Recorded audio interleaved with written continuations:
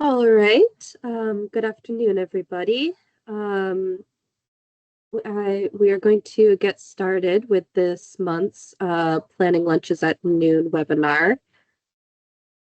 So I just wanted to say welcome to the March 2026 Plan webinar. The slides for this webinar have been posted on the website, which Alvina has put in the chat, and you can check out the link to the slides as well as our web page. And you can also find some recordings from our Planning Board and Zoning Board 101 slides and recordings, as well as the Planning Board and Zoning Book Handbook, as well as optional tests and certificates. So just a reminder on what all the controls are for this meeting. So you have access to the chat as well as the raise hand and reaction option. You can also change your view and leave the meeting. For any questions, please type them into the chat box and we will do our best to answer all questions by the end of the meeting. So with that, my name is Sarah Thunberg. I am one of the principal planners here at the Office of Planning and Development. I also have my coworker, Stephanie Frechette here, who will be presenting later on in the presentation. So the topic for today's webinar is Floodplain Ordinances and adopting the new FEMA Floodplain Maps.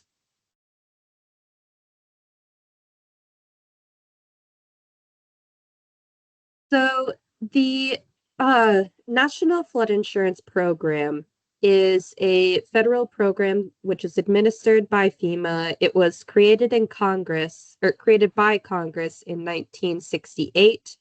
It is a voluntary partnership between FEMA and participating communities, in which the communities agree to adopt and enforce the minimum NFIP regulations in their floodplain ordinances. And in turn, flood insurance is made available for purchase through the NFIP to that community and any residents of that community.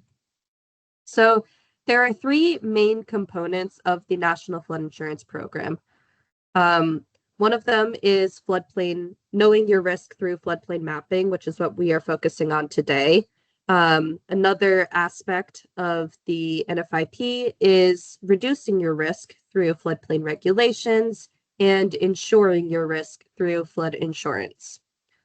So today's focus will be on explaining how the mapping process interacts with floodplain regulations and what you need to do to maintain compliance with the NFIP regulations prior to the new maps becoming effective.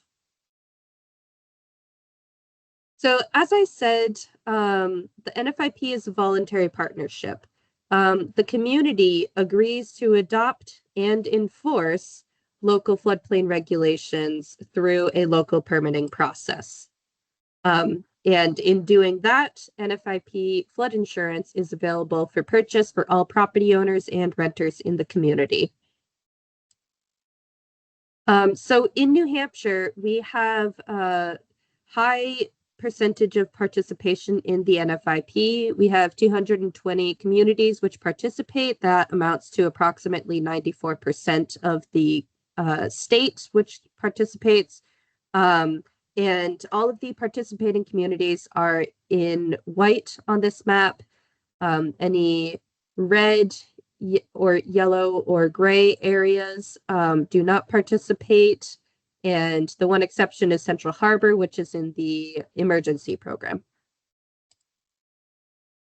So I'm going to go over what the roles and responsibilities are for the federal, state, and community level as part of the NFIP. So starting with federal level, the FEMA's roles and responsibilities are that FEMA oversees the program from the federal level. FEMA makes flood insurance available through insurance companies for property owners, residents, and renters participating in NFIP communities. And they are responsible for identifying the flood risks through floodplain mapping, providing guidance on safe development, safe development and construction in floodplains, as well as monitoring participating communities to ensure compliance within the program. Now, the state's roles is that the implementation at the state level is led by our office, the Office of Planning and Development. Our office is the state coordinating office for New Hampshire. And here at the state, we provide technical assistance to all stakeholders, including answering questions from communities, or community officials, surveyors, engineers, developers, and residents on issues related to mapping updates, understanding requirements for development activities proposed in the floodplain, as well as updating ordinances to include NFIP language. We also provide education and outreach resources such as model floodplain regulations, fact sheets, and sample permits. We also provide assistance after a disaster when rebuilding is occurring and making sure that the minimum NFIP regulations are met during the rebuilding process. So when mapping updates are coming for communities, we provide oversight of this process and communicate with municipalities to make sure that their zoning ordinances adequately address NFIP compliant language in the floodplain management regulation. We also conduct ordinance reviews and provide guidance on the state model ordinance language and assist communities as needed to ensure compliance with the NFIP.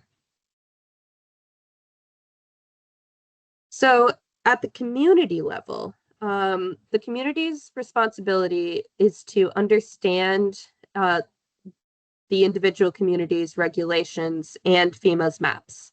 The community is also expected to ensure that local permits are applied for and for all development in the special flood hazard areas within the community, as well as review and process permit applications for floodplain development. The community also is responsible for ensuring floodplain development, including the community's own development, is built according to approved permits and floodplain regulations. It is the community's responsibility to take enforcement and corrective actions to correct violations when they come up. So part of something we do annually at our office is send out annual acknowledgement letters.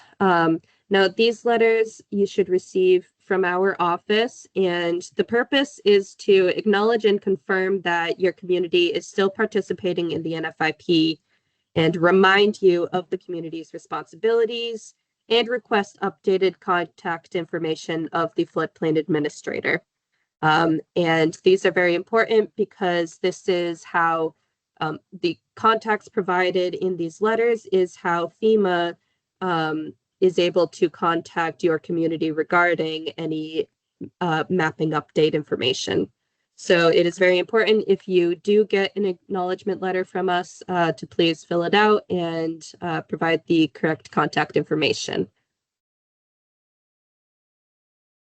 So the FEMA mapping process, it is a long process. It can take 5 or more years. This is a process that FEMA goes through every 10 to 20 years or so. And the process starts with data collection. The data collection can take approximately 1 to 2 years, where FEMA is compiling the data during what they call the discovery phase. And then they have a flood risk review meeting, also called a work map meeting, to go over some of the early draft versions of the maps. Then the next stage, which generally happens around year 3, is when FEMA takes the data compilation and works on developing the maps. So this is where they put together a draft of the maps and issue a preliminary map for release.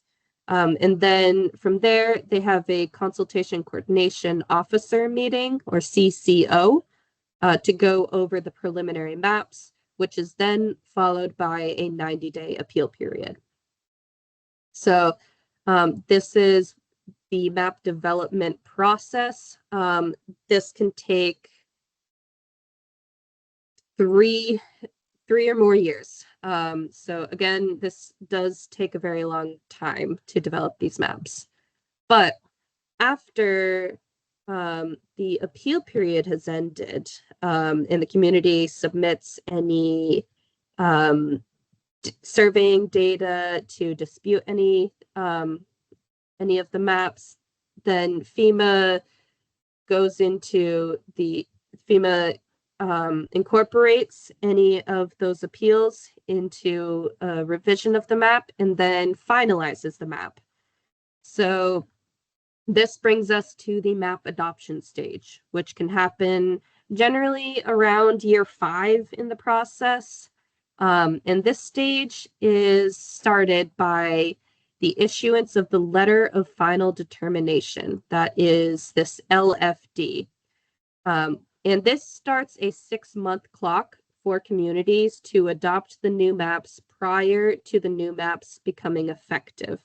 And this is very important, that your floodplain ordinances must be updated with the new maps and adopted with 6 months, and this ordinance must be a fully compliant ordinance.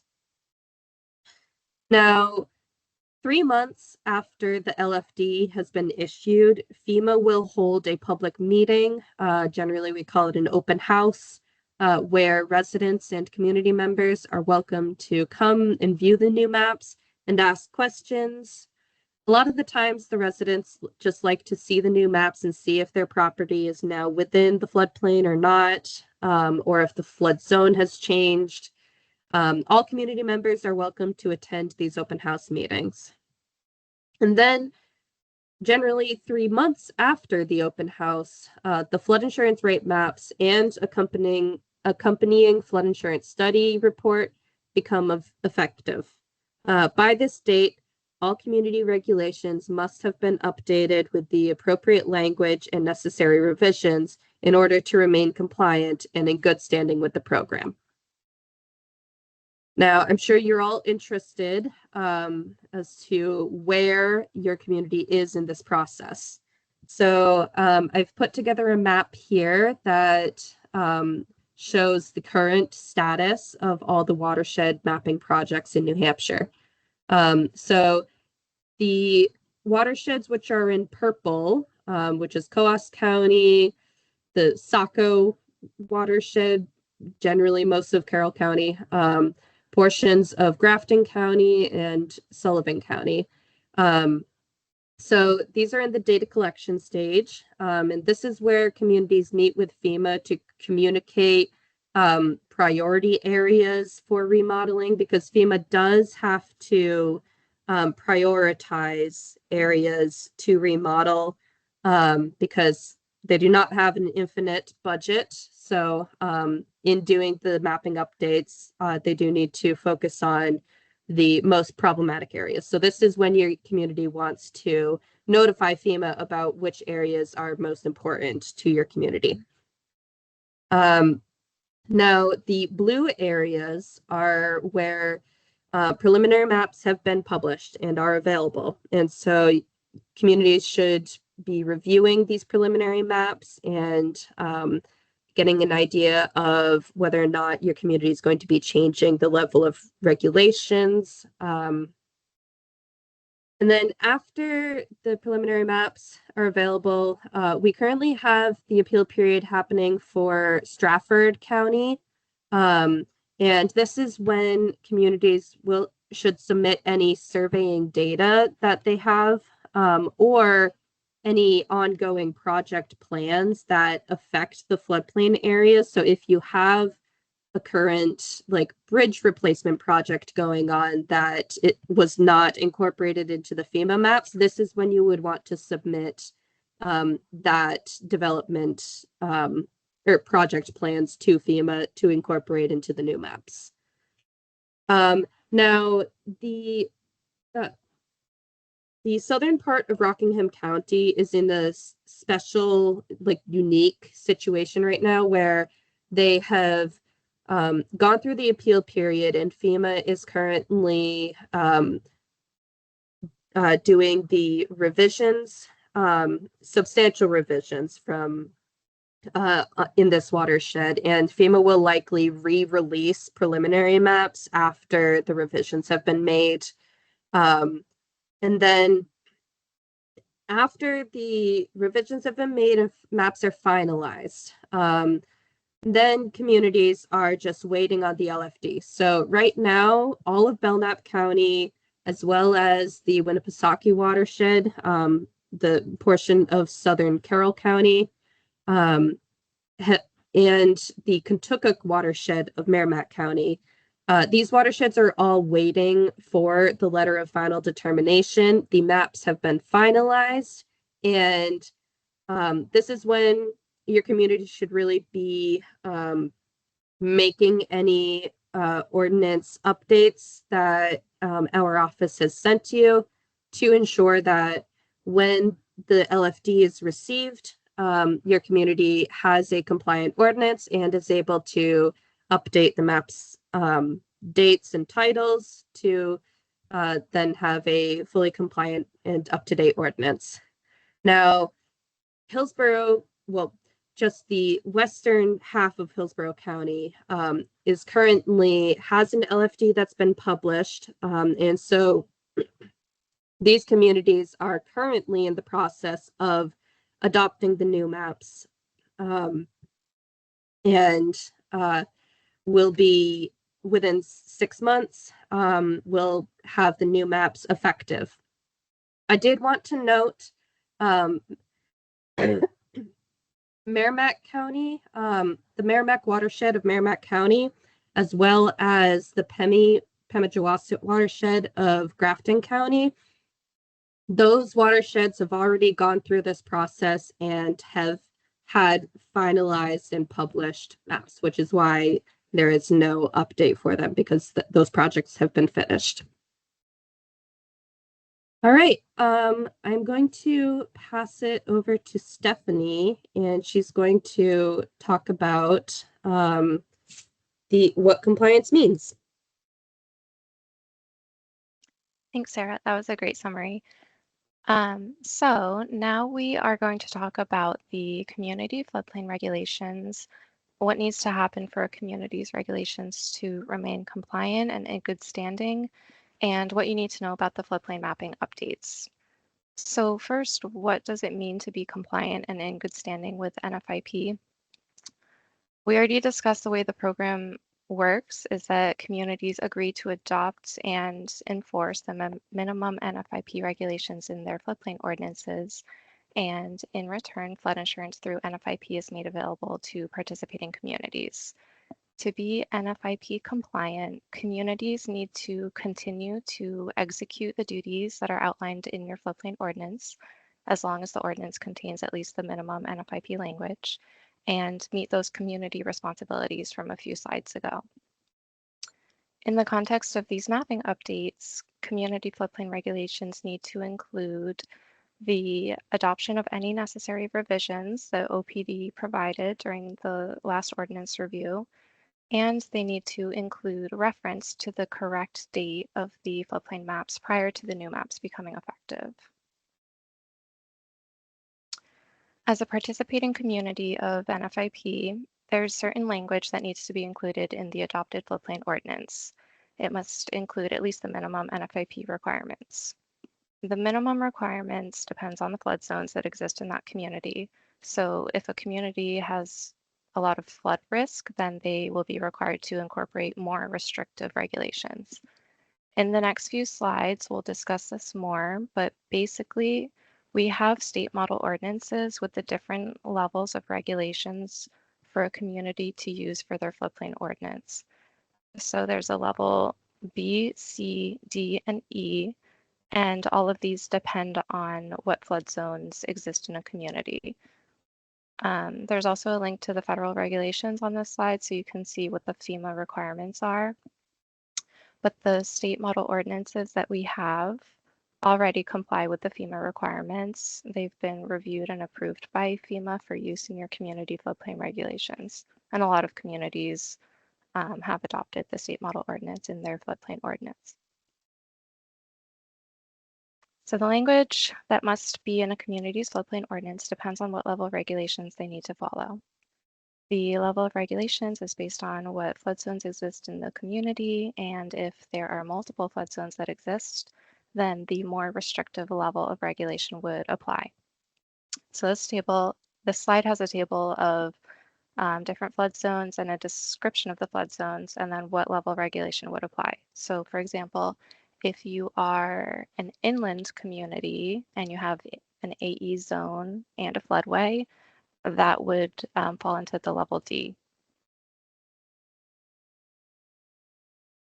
I see some questions coming in. I just wanted to remind everyone we'll try to get through the presentation first and then we can take questions at the end.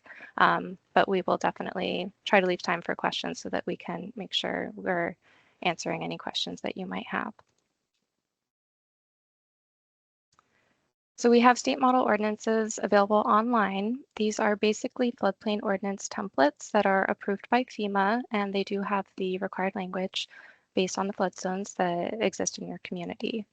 And like I mentioned, they contain the minimum NFIP requirements, and they're available in several versions, B, C, D, or E, depending on which level of regulation applies to your community. And if there are multiple flood zones, you would use the more restrictive level. And what we have here, it's just a little screenshot of one of our state model ordinances that's been approved by FEMA. These are available upon request. We have a link to our webpage where you can read more about them, but we don't have them posted there. But you can always reach out to us directly and we can share the PDFs with you. So being compliant means having the correct language in your ordinance. Some common revisions that we see are if a community is changing their level of regulation, so if they are changing from a level B to a level D, for example, then they would have extra language that they would need to include on floodways. Some other times a community is not changing their level of regulations, but we still see that they're missing language, or sometimes we see there might be potentially conflicting language, or there's definitions that are they're not up to date, or there might be missing definitions. So these are just some common things that we see when we're reviewing ordinances and they need to be updated. Being compliant also means having the correct language in your ordinance, including reference to the correct flood insurance study reports or the FIS report and the flood insurance rate maps or the FIRMs. When FEMA conducts these mapping updates, it results in the production of updated flood insurance rate maps and the accompanying flood insurance study report. And these documents are used as a planning resource when development is occurring in your community. Current versions of the FIS report and the FIRMs need to be included in your floodplain ordinance, specifically the dates. And I'll show you some examples on the next few slides, but basically the new FIS report always overrides the old one. And for the FIRMs, sometimes there's multiple dates that a community must include just based on what watershed mapping update is occurring and where your community's boundary line is in relation to that watershed boundary line. So the goal is to include the correct and the current versions of the FIS report and the FIRMs in your floodplain ordinance. So this is showing you some example language to reference the correct FEMA floodplain maps. This is an example from a community in the introduction of their floodplain ordinance. And for this community, their maps are becoming effective this year on June 10th, and they are in the map adoption period currently. They are working on updating their ordinance to include reference to the correct flood insurance study report and the flood insurance rate maps. So I wanted to color code this just to show you that you need to put dates in there that correspond to the flood insurance study. So in this case, it's June 10th. And you also need to reference the flood insurance rate maps. And in this case, it's also June 10th. So those dates are the same. But that's not always the case for every community. But in this case, they just had to include the June 10th date for both the flood insurance study and the flood insurance rate map. So we'll go through some other examples so I can try to explain this better. This is the same example, but I just wanted to call out the or as amended language. Some communities ask whether this is sufficient to cover the updated floodplain maps, but the answer is unfortunately no. This is because the dates of the flood insurance study report and the flood insurance rate maps that are referenced in your ordinance are the date of the new map publication. So the new maps that are becoming effective are an entirely new map publication, and the or as amended language does not apply to a new publication.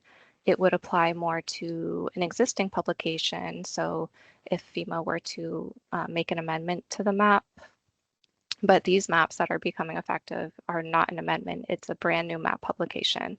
And so for that reason, the or as amended language is not sufficient.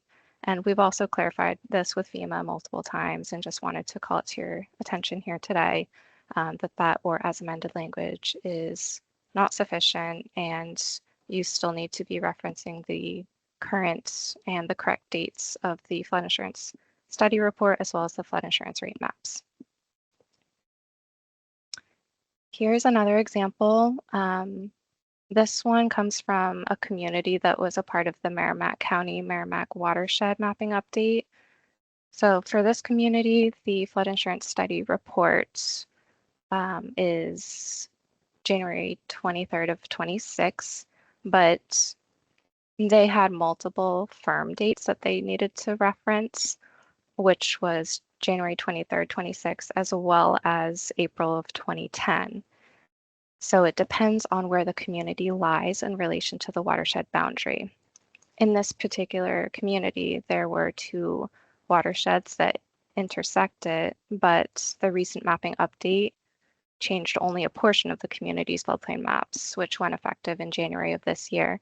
But the community's old maps that are still in effect are from 2010. So in this case, they need to reference both dates for those firms. That is until the old maps from 2010 eventually become updated, and then they're going to have to revise this section again to reference the dates of the new maps. And since the new flood insurance study report always overrides the old one, they only need to reference one date for that flood insurance study report, which is January of this year. Hopefully that's clear. But if you have any questions as you go through this process, you can always feel free to reach out and let us know, and we can talk you through this process. This is a reminder that NFIP requirements also pertain to the site plan review and the subdivision regulations. So I just plopped that language in here so that this can be made available to you after the presentation. You can always reach out to us directly as well for this language. But this slide has the required language for the site plan review and the subdivision regulations that need to be included for NFIP compliance. If your regulations are missing this language, these are generally easier to adopt because it's done by the planning board, and usually they meet once a month, unlike for amendments needed to the floodplain ordinance, where amendments to those are only done once a year for most communities around March for the annual town meeting. As a reminder, In order for a community's regulations to be considered compliant, it means that regulations are updated with the minimum NFIP language, including adoption of the necessary revisions and reference to the correct floodplain maps. For most communities, this happens at town meeting, which is around March for most communities every year. It's important to incorporate these revisions ahead of time in order to meet the town meeting deadline. FEMA requires regulations to be compliant with the minimum requirements prior to the new maps becoming effective. So we try to reach out to you well ahead of the LFD issuance to work with you on making sure your floodplain ordinances are updated and ready to be adopted with the new maps prior to the new maps becoming effective. So here's that mapping timeline again. Sometime near the release of the preliminary maps, which I've circled in the map development stage, that would ideally be when our office is reaching out to communities to work on helping you get the necessary revisions incorporated into your floodplain ordinance. Ideally, prior to the letter of final determination being issued, the community would be aware of and be in the process of making the necessary changes to their ordinance. By the time the LFD is issued, this starts the 6-month clock for ordinances to be updated, and the new floodplain maps must be adopted prior to the new maps becoming effective 6 months later. So if you are a community that's already received a letter from FEMA that you have preliminary maps and you haven't been contacted by our office, please reach out to us so that we can work with you and make sure that we're staying ahead of the schedule and getting your floodplain ordinances updated with the required language prior to the new maps becoming effective. A common question that we hear from communities is, what happens if we miss town meeting? And the short answer is that depends on what revisions are needed to your floodplain ordinance, and we'll get into that in the next couple of slides. Generally, if a floodplain ordinance is lacking the minimum NFIP requirements, then it's considered non-compliant, which means that they may be at risk of suspension. The next few slides will talk you through how to maintain compliance if you miss town meeting.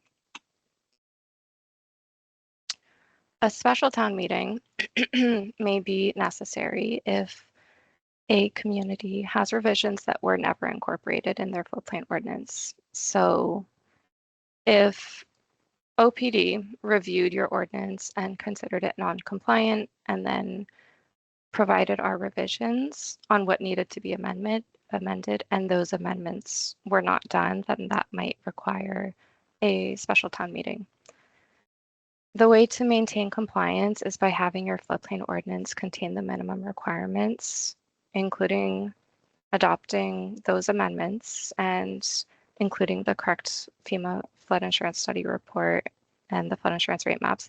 And these need to be done prior to the new maps becoming effective. We know of a few communities that already had to go through a special town meeting because they didn't adopt the new maps in time. This is something that we would advise you to consult with your town attorney on the specifics of this process. But in general, a special town meeting still requires voting on ballots. There is no minimum amount of people that need to vote on it. There are some public hearing requirements per RSA 675:3 because this is a zoning amendment, so you still need to comply with those requirements. But again, you can talk to your town attorney or use services from the New Hampshire Municipal Association, and we've put their contact information here. And again, a special town meeting might be something that needs to happen if a community has amendments that need to be made to the floodplain ordinance that were never incorporated from the last time someone from our office reviewed the ordinance and provided feedback. There are some communities where your floodplain ordinance is compliant, with the exception of inclusion of the new FEMA flood insurance study report and the flood insurance rate maps.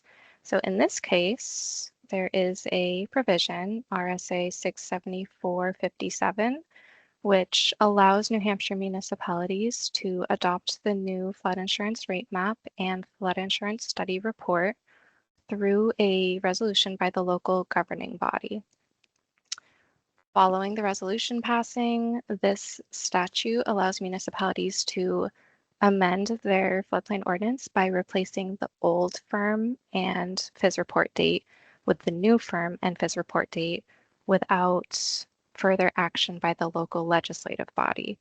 So that being said, any other amendments to a municipality's local floodplain regulations must follow the community's zoning amendment procedures, such as going to town meeting and having a town ballot, or going to city council for approval, which if town meeting was missed, this would mean that the community may need to hold a special town meeting like we discussed in the previous slide.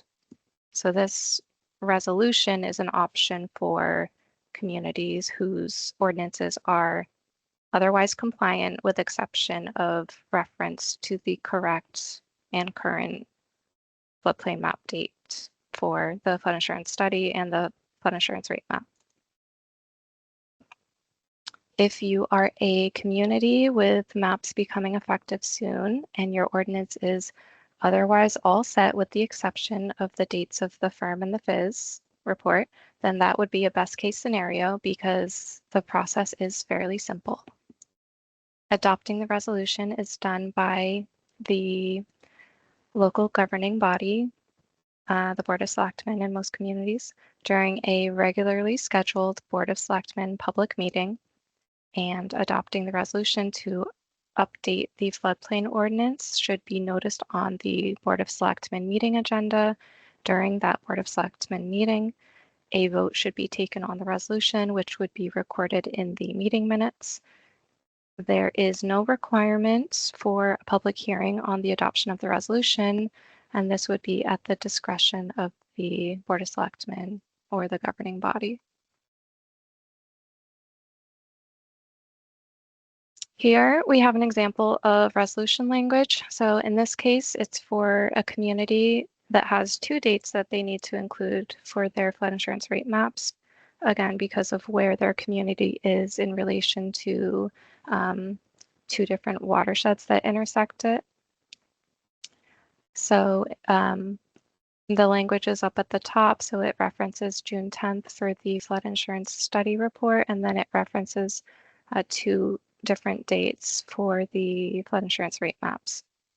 So the language might vary for different communities depending on where your community is at in the mapping update process and where your community is physically in relation to the watershed mapping updates that are occurring. So it has the language up at the top, and then it has a signature section, which is to be signed and dated by the select board. After you get the approval by the select board and adopt the resolution, then the next step is following the resolution passing, the RSA allows municipalities to amend their floodplain ordinances by replacing the old firm and FIS report date with the new firm and FIS report date without further action by the local legislative body. So it's pretty much the same language that you adopted in the resolution that would be incorporated into your updated floodplain ordinance. So in this case, I put in red the flood insurance study dated, which is dated June 10th. And this is for Hillsborough County. And then you have the flood insurance study, the flood insurance rate maps. And there are two dates here because for this particular community, they needed to reference both of those dates for their firms.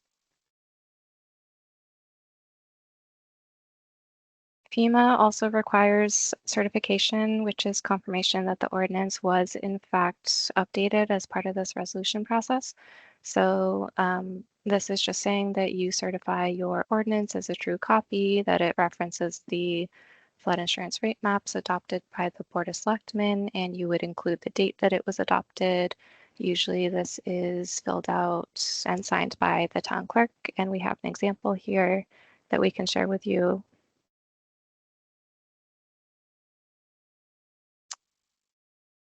For some takeaways on the resolution process, this is generally for towns that only have their town meeting once a year. Cities and some towns have a city and town council and they meet monthly. So this is more for towns as a way to kind of bypass the town meeting process if the floodplain ordinance is otherwise all set, just with the exception of needing those updated dates for the flood insurance study and the flood insurance rate map.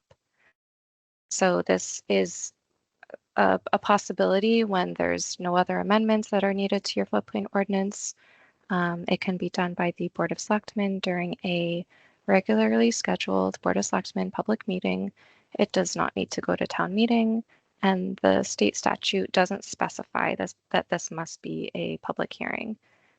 And there's that certification requirement just to confirm that the ordinance was in fact updated. We wanted to just briefly talk about suspension, what that means, and what the consequences are. If a community is not maintaining the minimum NFIP regulations in their community, including lacking the minimum regulations in their floodplain ordinance, then they are considered non-compliant and they are at risk of suspension. So what does that mean exactly? Here's a couple of consequences, but there's more information on our webpage, which is linked below on this slide. In general, property owners will not be able to purchase NFIP flood insurance policies, and existing policies will not be renewed. Federal grants or loans for development will not be made available in identified flood hazard areas under programs administered by federal agencies such as the Department of Housing and Urban Development, the Environmental Protection Agency, and the Small Business Administration. Federal disaster assistance for flood damage will not be provided to repair insurable buildings located in identified flood hazard areas. Additionally, even if there aren't a lot of policyholders in the community, suspension can impact future property sales. So if a home is in the floodplain and the buyer cannot get insurance, then they might not close on the house. If a community becomes suspended and then reapplies to join NFIP, they must have addressed any floodplain development that has occurred after suspension. So there are consequences to suspension, and both the state and FEMA would like to see communities being proactive to avoid becoming suspended and doing what you can to maintain compliance and staying in good standing with NFIP. So with that, we're coming up on about almost 12:45. So here is our contact information. Sarah and I are both state coordinators of FEMA's National Flood Insurance Program. Here's our contact information. I did see a couple questions come through the chat. So with about 15 minutes left, I think we'll be able to take some questions. So the first question that I saw is, are communities allowed to adopt more stringent regulations? Yes, we have a lot of communities that have adopted and implement higher standards. So as a participating NFIP community, communities are required to adopt at least the minimum, but we do have a lot of communities that have adopted higher than the minimum NFIP requirements. And there is also a question about if there is any issues with a house being in the floodplain or the regulated floodway. So if it is an existing house that was pre-existing before the regulated floodway was mapped, then that is allowed. but future construction generally should not be developing within the floodway, but you are allowed to develop within the floodplain. But there are building requirements, such as you have to build at least a foot higher than the base flood elevation. Any enclosures below that have to have flood vents, and that is all should be in your community's regulations. But yes, development within the floodplain is allowed. There just are certain construction requirements for it. The next question is, does the 6-month clock conflict with the annual town meeting schedule? Sometime it may. It just kind of depends on where FEMA is at in issuing that letter of final determination. So we try to work with communities well ahead of the letter of final determination being issued so that we can work with communities on addressing any amendments that need to be made ahead of time so that you can bring those to town meeting in time before the new maps become effective.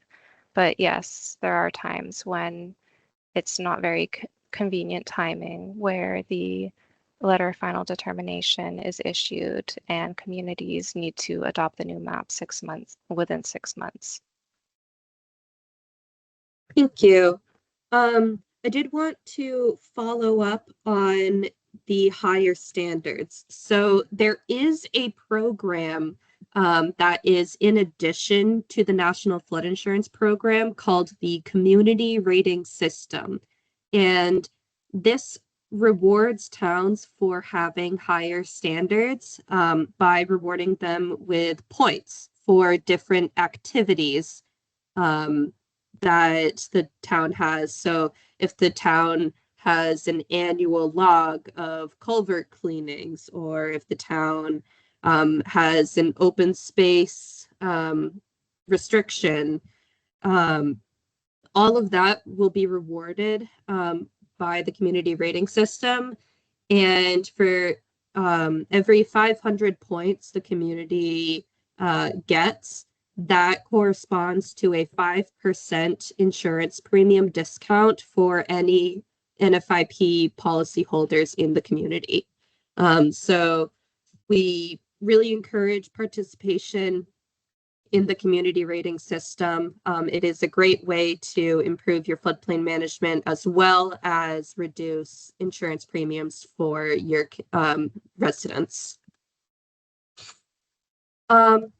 Can we go back to the mapping slide that shows where all of the communities are at in the mapping status? Okay. All right, here we are. So we got a couple questions to go back to this slide. So one of them is, has the Strafford County date for the preliminary maps to become effective has changed? Likely, yes. A lot of these mapping projects have had to be paused during the FEMA shutdown, and that has delayed some of the progress in some of these mapping projects. So once FEMA reopens, then we will have a better understanding of where the expected dates are at for communities. But right now, Strafford County is still expected to have new maps effective next year. But again, that could change depending on how long the FEMA shutdown goes for. There was one question about when the last time this whole process was completed. So the all of New Hampshire is at different stages in this mapping update cycle. So these mapping updates happen every 10 to 20 years. And for each watershed, it takes about 5 years to do the full map development. So all of these watersheds are at different parts in the process, except for the Merrimack watershed of Merrimack County and the Pemigewasset watershed of Grafton County. Those ones have already gone effective. The Grafton County one was in 2024, and the Merrimack County one just happened in January.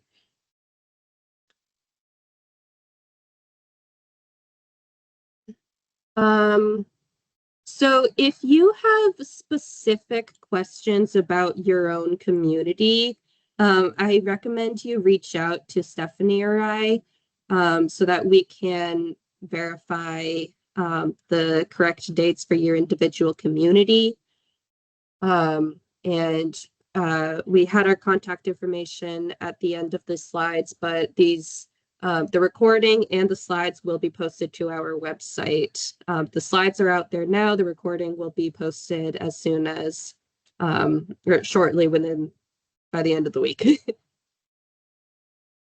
And so if you want to confirm whether or not your map references are up to date, I again recommend just reaching out to Stephanie or I, and then we can verify that for you.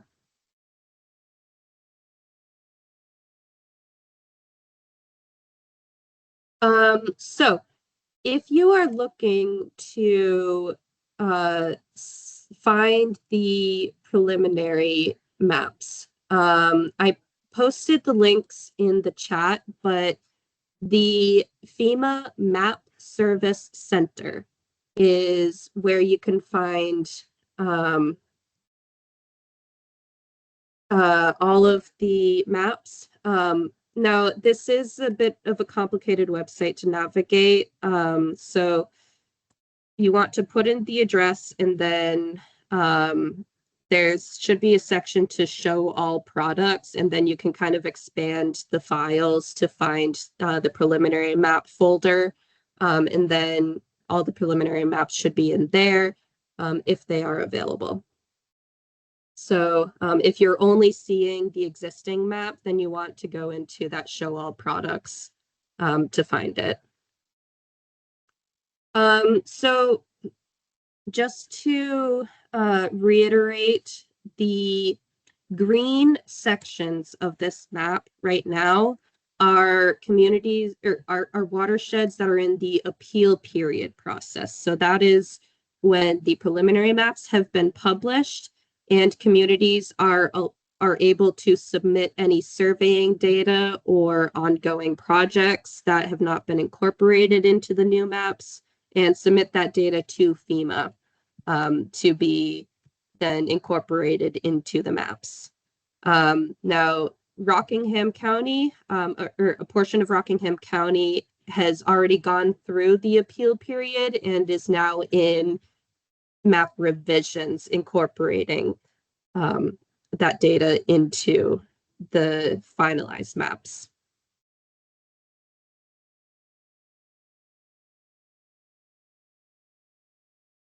So we have a question. Does staff have the capacity to review a local ordinance to provide feedback on whether the minimum requirements are being met? Yes, we do have that capacity. That's one of our tasks as helping to implement the NFIP program to communities is we will work with the communities on reviewing the current ordinance, and then we will provide feedback on the necessary revisions that need to change in order to be NFIP compliant. So that is definitely a service that we provide, and we are happy to review ordinances for communities to make sure that they are NFIP compliant.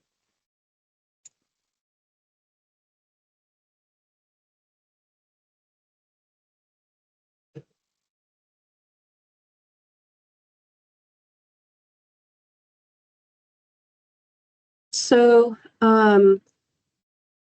during or after the preliminary maps are released, our office will reach out to all communities within that watershed to request your current floodplain ordinance, so that we can make any recommended changes. This is hopefully at least a year before the LFD would be issued, so that we can meet the regular town meeting deadline. But if you want to request an immediate review, regardless of where your community is at in the process, anytime we are able to, you can just send us the ordinance, and we can review that for you and confirm whether it's compliant or if we recommend any amendments to be made.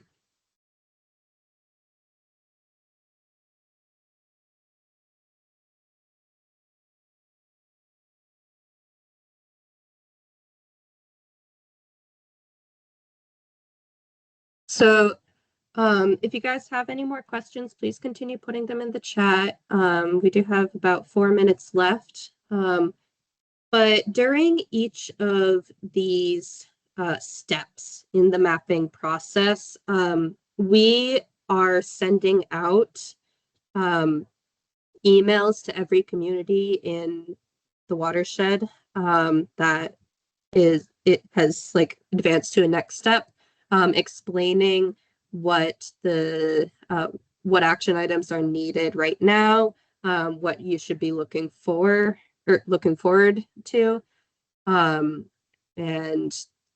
letting you know what the next steps are. So yeah, you should be seeing multiple, getting multiple emails from us explaining that, hey, the appeal period has started. You should send FEMA any surveying data. Or like if the preliminary maps were just released, we'll send you an email with the links where to find those. So you should be seeing regular communication from us about these. If you are not, please send us your contact information. This is why we send out the annual acknowledgement letters, to make sure that we are communicating with the correct people, because we might be sending these emails to an old email address. So if you have not heard anything from us for over a year, please reach out to us and let us know who the floodplain administrator is, so we can update our contacts.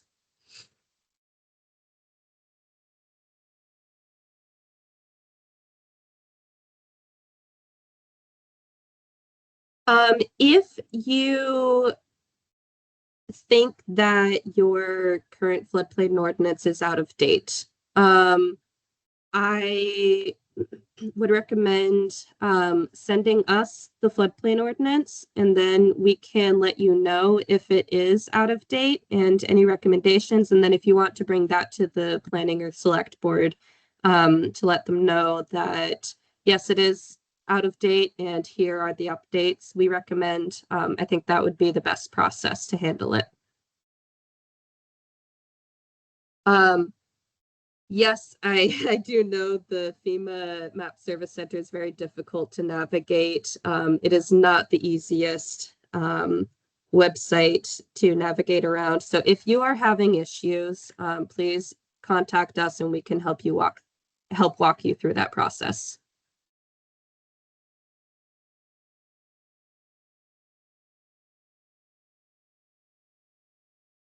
All right.